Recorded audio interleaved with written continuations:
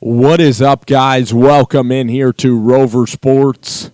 And tonight we are going to be breaking down all the developments in the NBA because the NBA draft has just concluded. It was a very, very interesting night.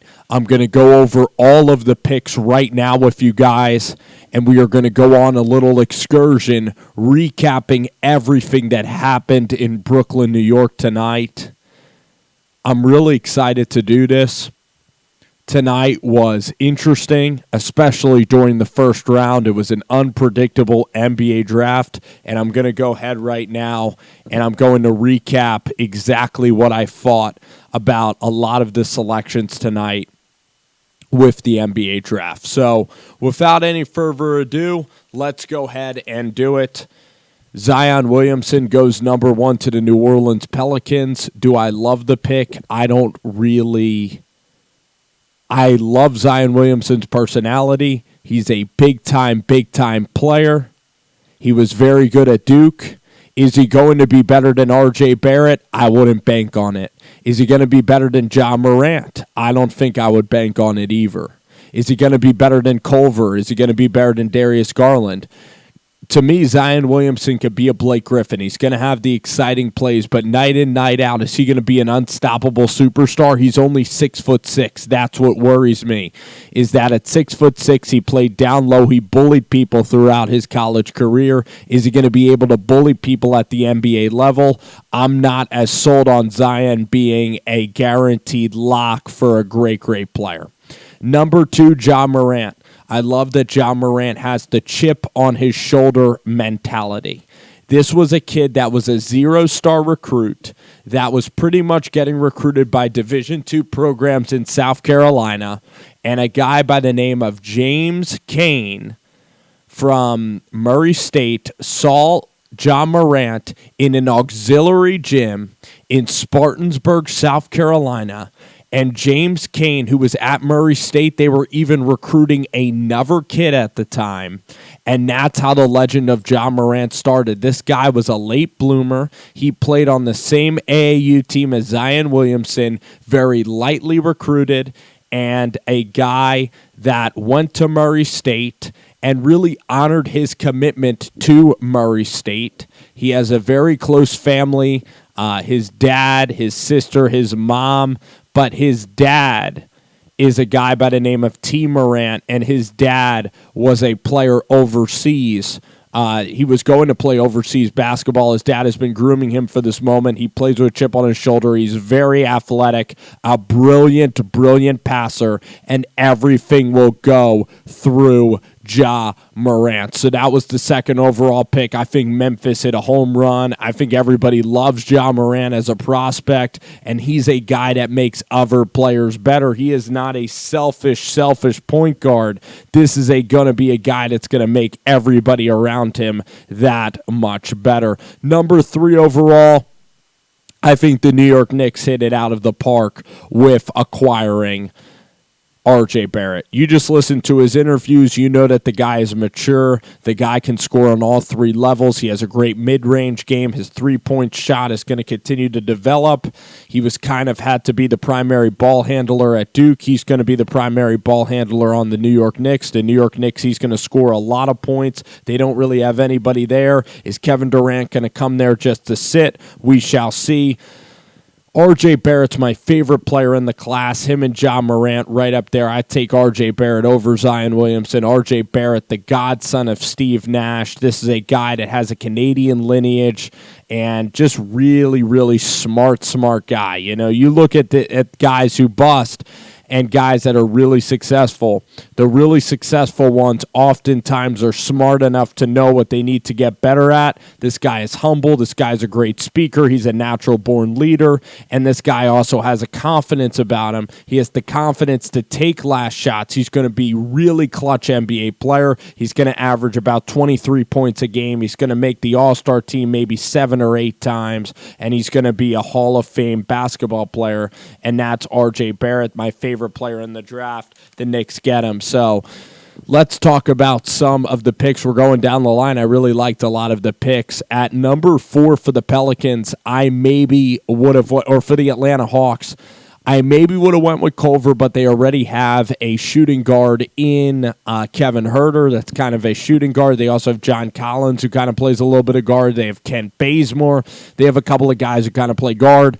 DeAndre Hunter is 6'8". He's really strong. Played very good defense at Virginia, and also a guy that can finish at the rim and is a knockdown three-point shooter, infinitely going to help Trae Young. Hunter is a very, very good player. I really like this pick a lot. This guy is not going to be a bust. He's also very smart. And just very professional attitude. So overall, the top 4 picks I really like. Number 5, I believe here we're going to get Darius Garland going to the Cleveland Cavaliers. And really here, I am on board with everything that is going on so far in this draft.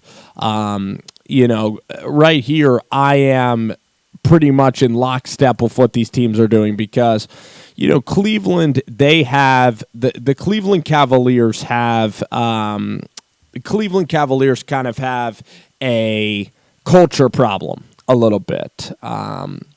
Cleveland, they don't know what they're going to be. They have John Beilein as their head coach. They're kind of going through a rebirth of sorts. And for Cleveland to get Darius Garland, a guy that's going to pretty much be the point guard, be the scorer, they pretty much have a blank canvas, and this guy is a high upside. And I think that this pick is really useful for John Beilein. You look at all the great point guards he's had. He's had Trey Burke, who was a tremendous college point guard. He also had that little point guard. I think his name might have been Watson. The guys that he's had over his career, he had Mike Gansey at West Virginia. This guy's had really good point guard play throughout his time as a collegiate coach. Trey Burke and Garland. I think that Garland could be a dominant NBA player. He's going to shoot the lights out. High upside guy. Perfect pick. Perfect situation.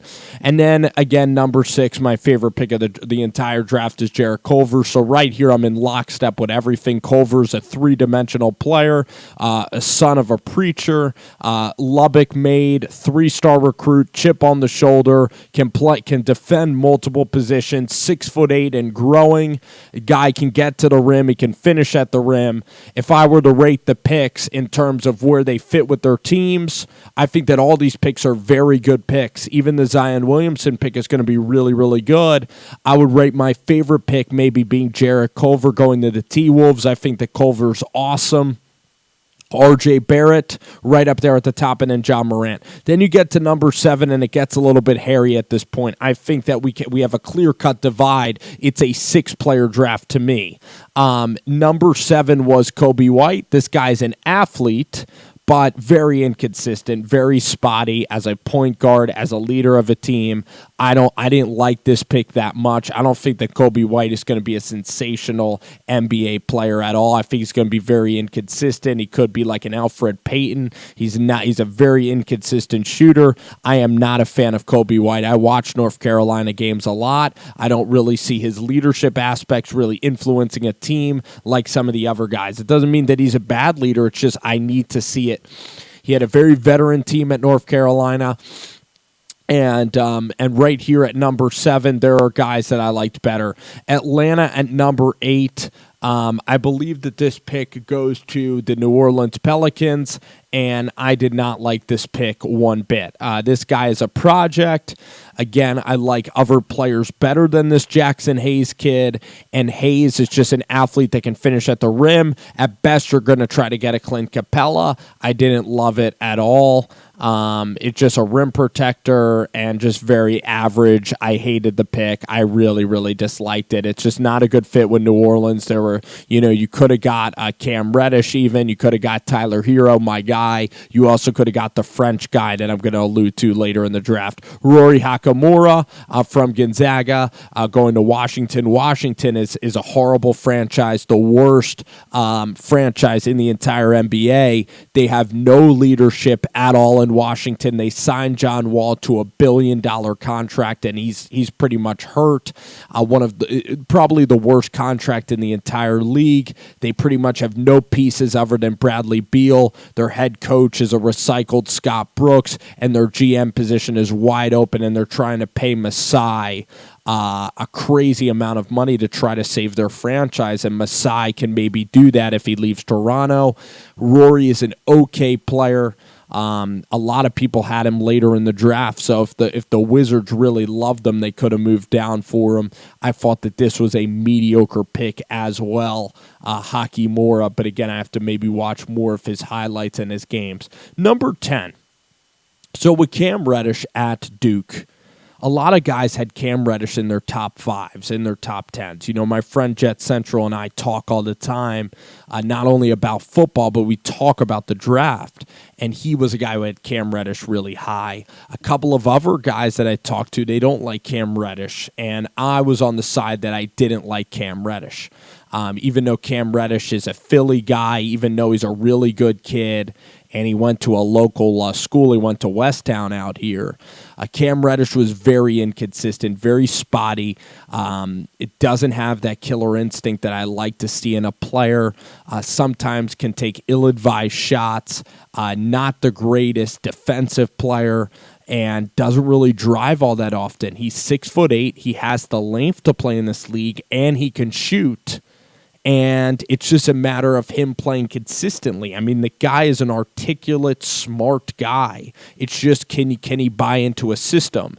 And I think for Cam Reddish, for him to be taken at number 10, it was not a top 5 pick, which a lot of people were saying. It's an appropriate spot to draft him, and this in Atlanta is the perfect situation with Trae Young, Kevin Huerter, and DeAndre Hunter, especially with Trae Young as his point guard. Cam Reddish is going to be spotting up for threes. This is such an exciting fit for Cam Reddish. If Cam is ever going to be successful, it's going to be in Atlanta, Georgia, playing for the Atlanta Hawks with that organization. This is such an exciting fit. This three-point shooting barrage with DeAndre Hunter, with Trae Young, who's my favorite point guard in the NBA, a guy that I believe is going to absolutely flourish. And I would still take Trae Young over Luka Doncic, and the trade was masterful by Atlanta. Atlanta is getting all this young talent, and then they stack DeAndre Hunter with an exciting Cam Reddish, a guy who could space the floor and shoot. I like Cam Reddish even more than the Jackson Hayes kid, more than Hakimura. This was a great spot, a perfect landing spot, and a very appropriate spot to draft Cam Reddish. I'd give it a B+. You could have got Tyler Hero, but they look at Kevin Huerter as a very similar guy. Reddish is 6'9", and is tall, athletic. You now have DeAndre Hunter as well contributing to that team. Atlanta is so much fun. I loved both of their picks, and I love the way that they're building this team. This is such an exciting team. They have the general manager that was an assistant on the Warriors staff, and Trae Young is like another Steph Curry that is coming into the NBA.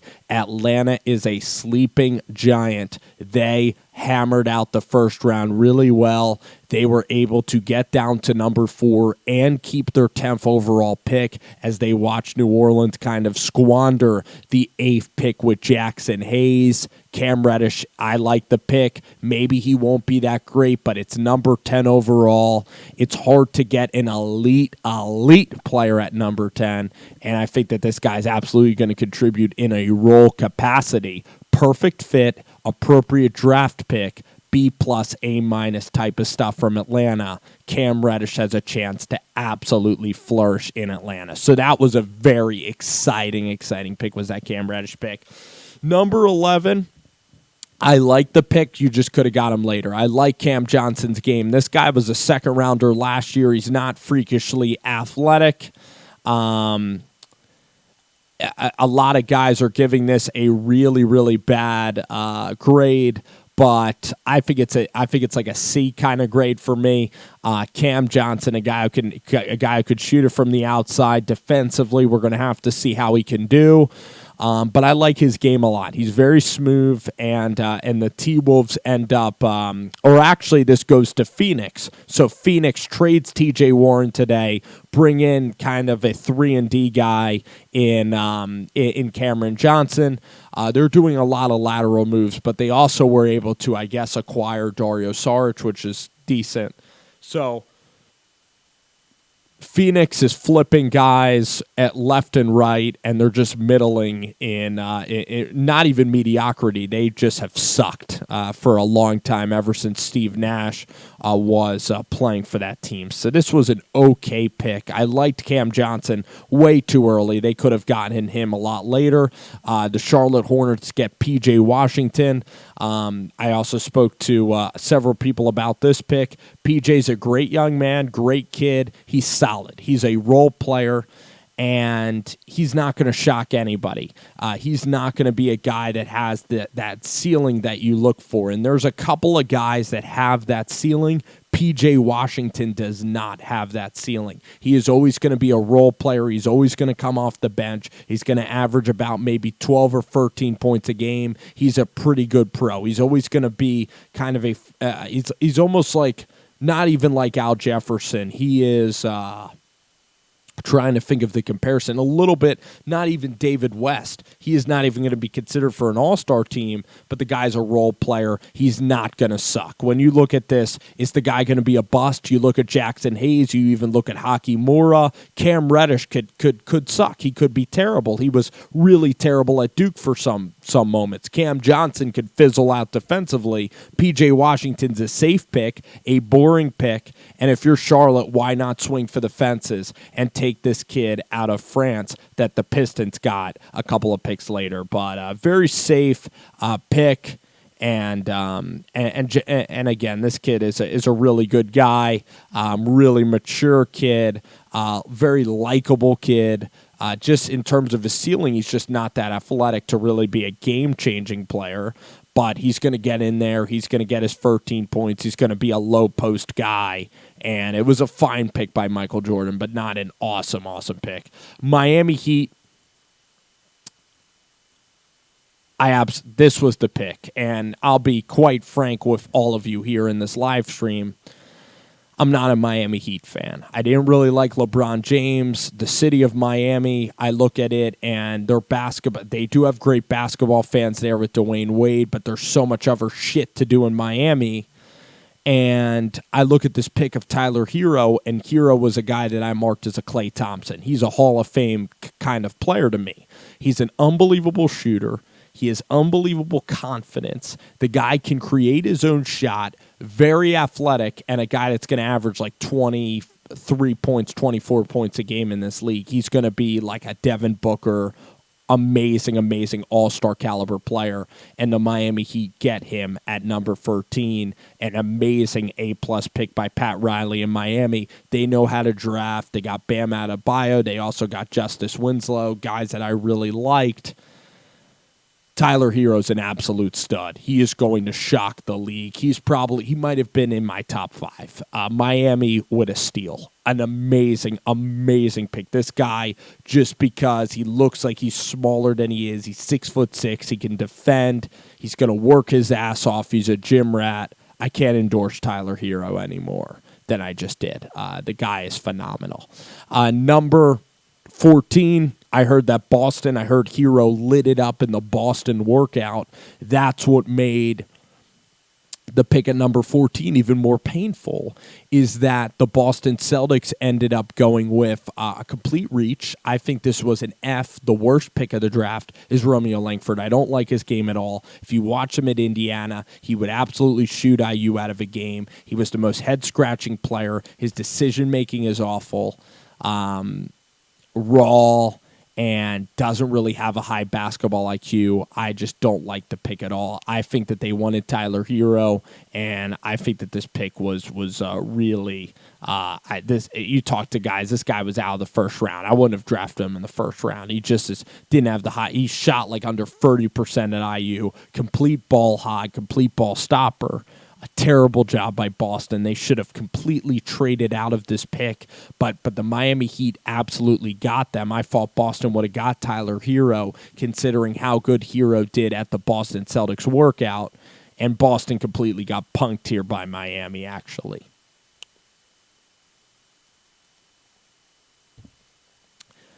$15 overall, amazing pick. The Detroit Pistons had themselves a freaking night.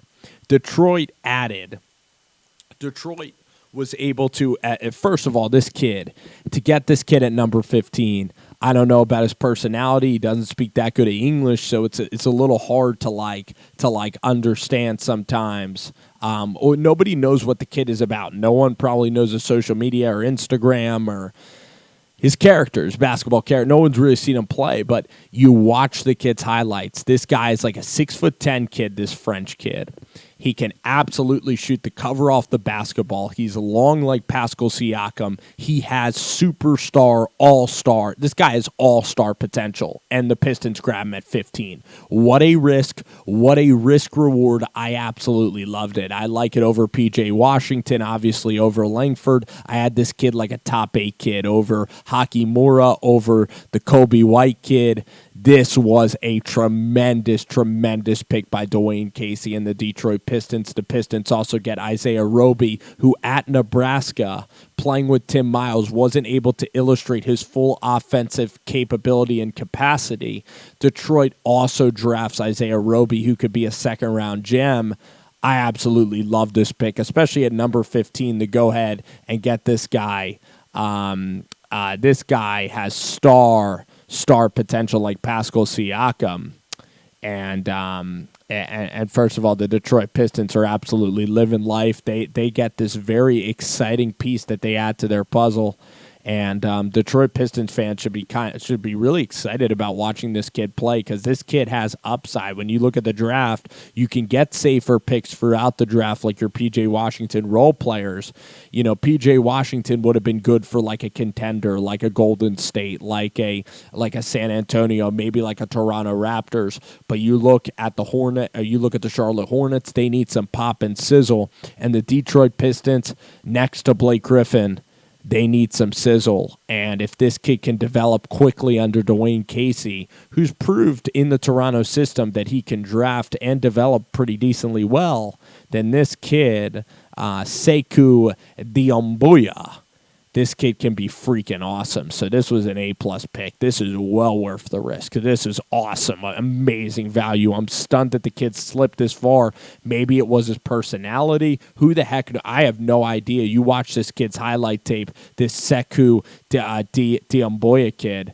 This kid is flat out special. This kid flat out has the potential. Maybe he can bring Detroit Pistons basketball back to relevancy.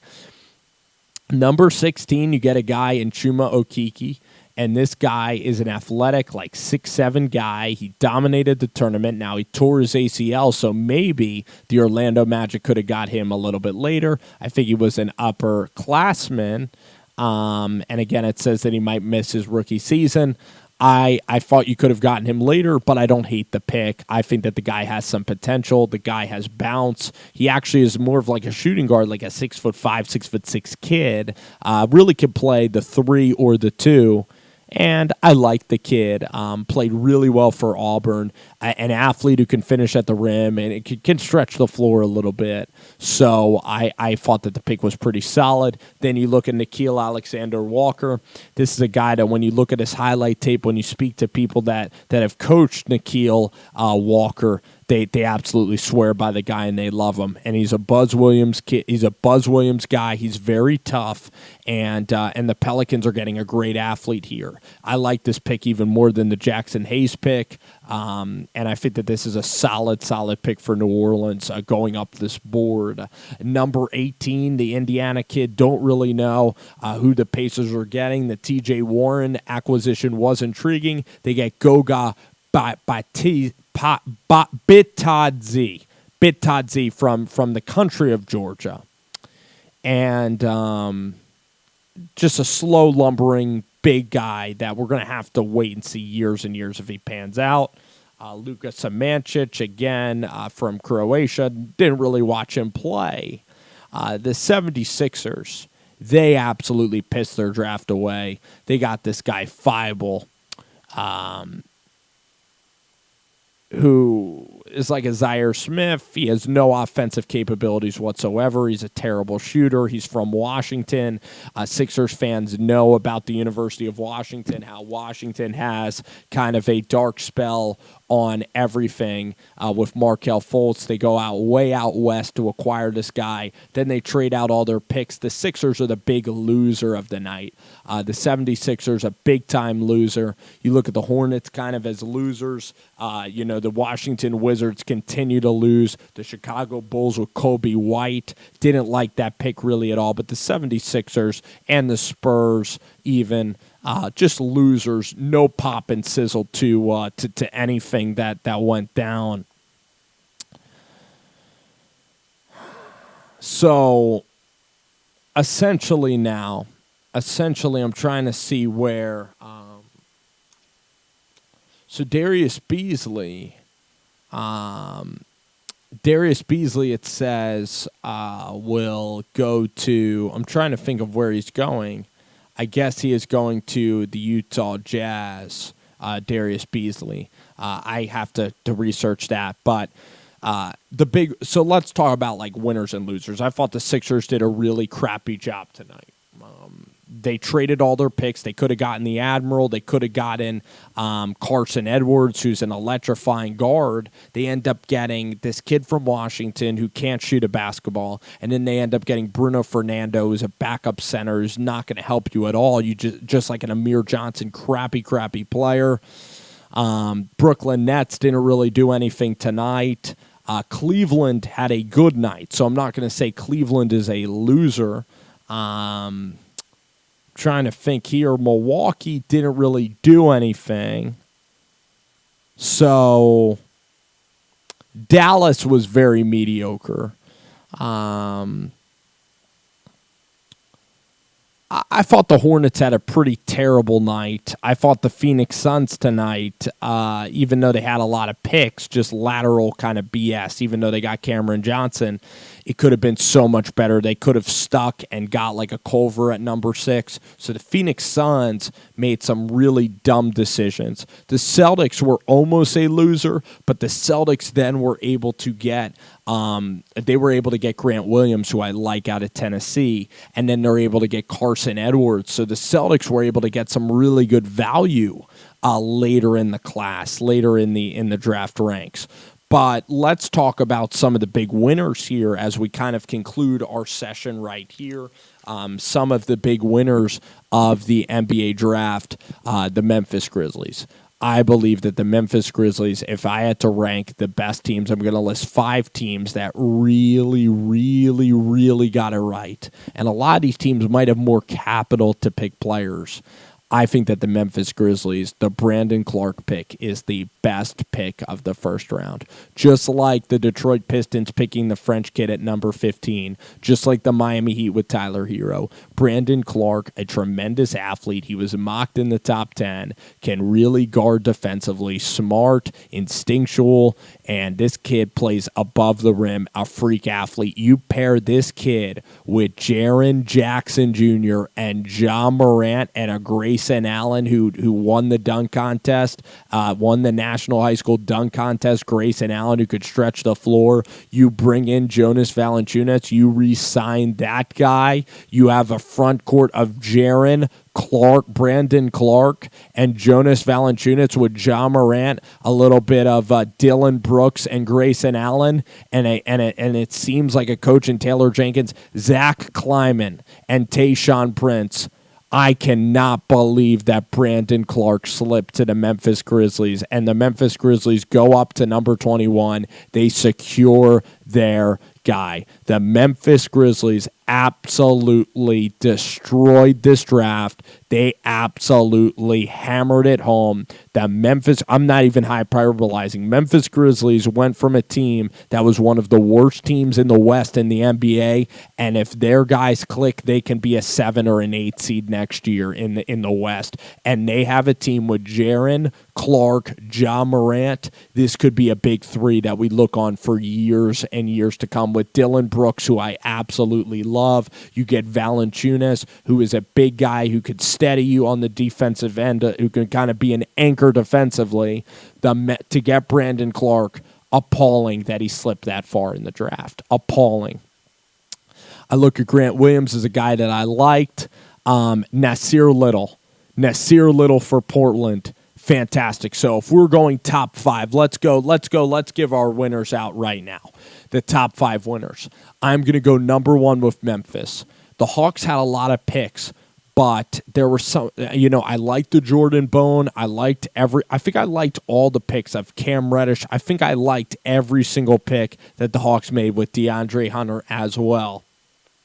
My favorite pick, though, I'm going to give the Miami Heat big-time credit for acquiring Tyler Hero at number 13. I think the guy can be a Klay Thompson. I don't know what the hell their roster setup is or if they're even going to be good, but that pick was absolutely a home run pick.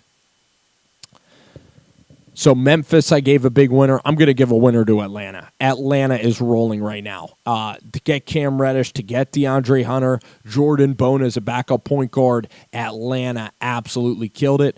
Cleveland had a lot of assets, but for Cleveland to get Dylan Winder, a guy that looks like Tony Kukoc that can stretch the floor and absolutely bury daggers, at 26 to get him, boy, oh boy, was that phenomenal. So I'm going with Cleveland, Atlanta, but Memphis is the top one. Miami Heat, Detroit Pistons. Miami Heat, Detroit Pistons. Detroit had themselves a hell of a night to get the kid from France, Sekou. Amazing drafting by Detroit. Portland to get Nasir Little was incredible value. This guy can play defense. This guy can step in and be a role player. You get him at number 25. The Kings got some fun players. They got Brazdeikis. They got the shooting guard from Sacramento, or they got the shooting guard from Wyoming. So overall, the things that were appalling in this draft, I thought that the Wizards had themselves a terrible draft. The Chicago Bulls are a big fat loser. The New Orleans Pelicans, they didn't win. They're probably a loser. They could have gotten a lot better. The T-Wolves did well today getting Culver, and this also means that Andrew Wiggins is most likely on the move. This also means that Wiggins is on the move. But let's mark down the teams that absolutely killed their draft. Number one, Memphis. Memphis by far number one. Number two, I love everything that the Cleveland did. I love Garland, Windsor, and then they take a chance on a Porter Jr. at the right spot. So Cleveland. So you have Memphis, you have Cleveland, and then you have your one-offs. You have the Heat and the Pistons trying to get out of purgatory. They nail it.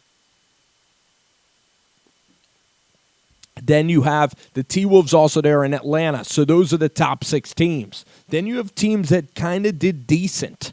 You look at the Celtics getting Grant Williams and getting Carson Edwards, getting a point guard, also getting Tremont Waters. Very good. I'd mark in the top 10.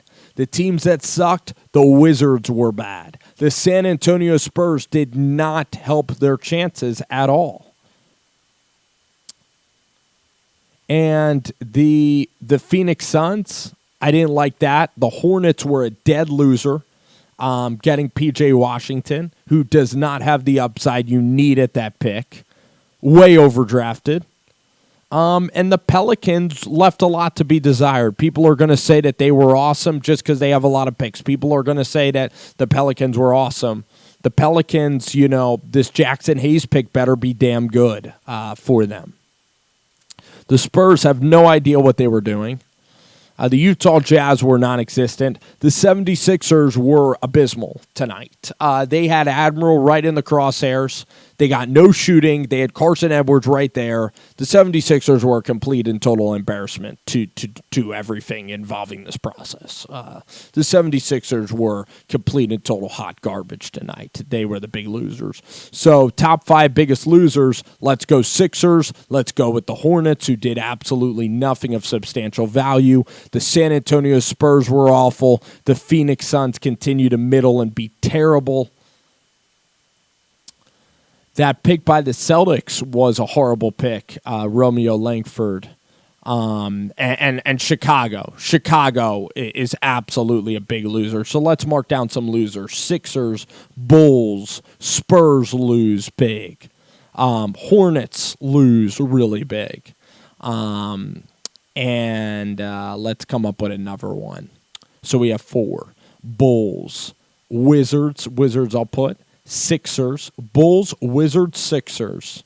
Hornets did nothing.